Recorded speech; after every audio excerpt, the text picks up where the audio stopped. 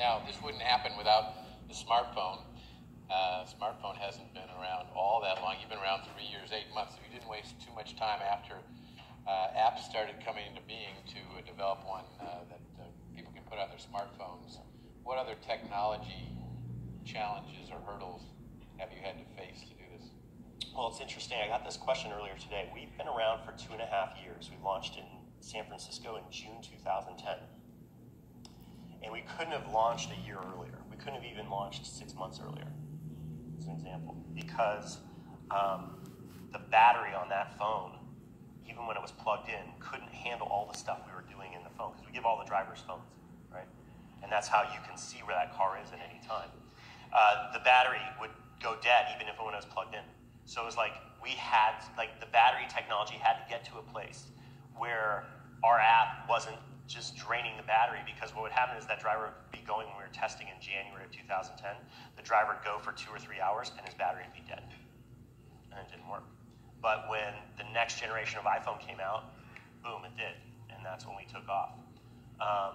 But there's other things. I think, I think we've seen a lot of areas of technology, access to information. It can be very, can be something that's really important, data and information. In Uber's world, mapping data is absolutely critical to making sure that things work. When you push that button, you have a pin set of where you're at.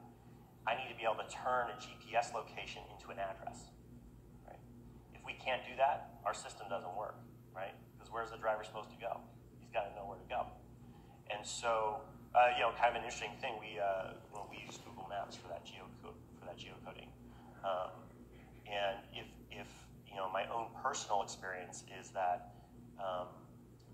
if I want to find my house on a Google Maps branded product, I can set the pin and it sees my address. I'm not going to say what my address is out loud here, but it can find it. If I do it on a Google Maps, over the Google Maps API, which is their partners, I can never, even using Uber, I can't find my own house on a map.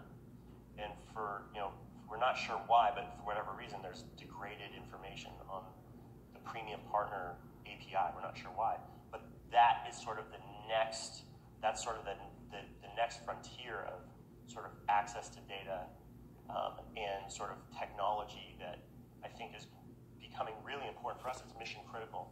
And I think a lot of new technology companies that are out there are going to need quality map data. I'd say probably 5% of our trips have faulty address data because of that geocoding that happens. Now maybe it's only a couple houses down. Sometimes it's 5 blocks away. But how does that affect the system? Well, it means that drivers sometimes call riders because they're not sure that the address they've been given is accurate. Sometimes they go 10 blocks away and the ETA is 20 minutes instead of 3 or 4. Right? So it can have a mission critical